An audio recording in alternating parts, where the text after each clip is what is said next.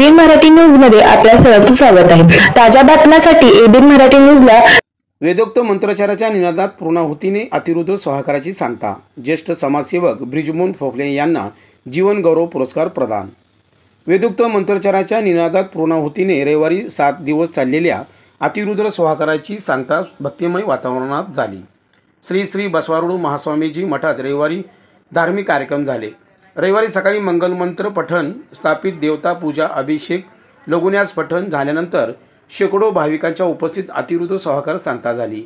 यानंतर साधू संतांचा तसेच मान्यवरांचा सन्मान करण्यात आला। यावेळी व्यासपीठावर शिवसेना आध्यात्मिक आघाडीचे अध्यक्ष परमपूज्य अहबप श्री अक्षय महाराज भोसले, अखिल भाविक वारकरी मंडळाचे अध्यक्ष अहबप श्री सुधाकर महाराज इंगळे, प्रधान आचार्य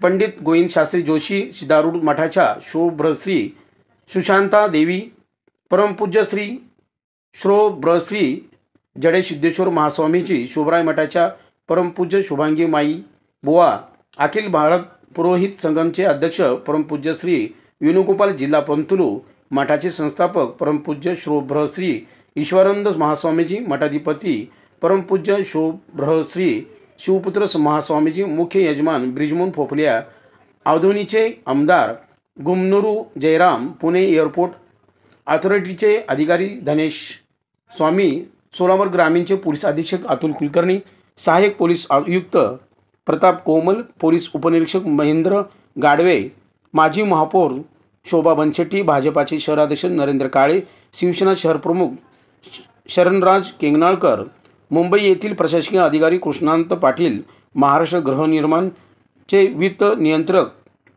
अजयसिंह पवार, मुंबई उच्च न्यायालयाचे वकील ॲडव्होकेट विश्वनाथ पाटील, ॲडव्होकेट संतोष होसमनी, उद्योजक संतोष पाटील, रंजिता चाकोते, रामचंद्र गुरव, योगेश कुलकर्णी, स्वागताध्यक्ष विशाल बन्सल, उपाध्यक्ष सतीश कुलकर्णी उपस्थित होते।